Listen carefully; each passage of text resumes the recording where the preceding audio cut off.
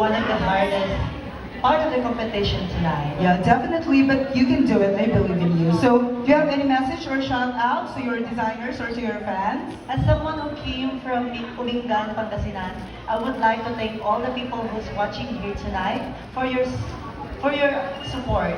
I really appreciate it. And to my glam team, Deshna Orillo and Casimir Chinique, I really appreciate your work tonight. Thank you so much. The pride of Omingan.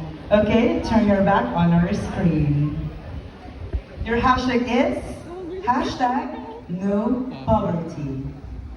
As we continue to live here in our country, which is the Philippines, one of the most biggest problem that we are facing is poverty. And I think the cause of this issue is lack of education. I think it is about time for us to see that education is a key to end poverty.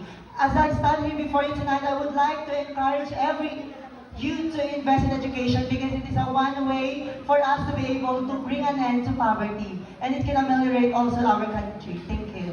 Nailed it! Thank you, Ken.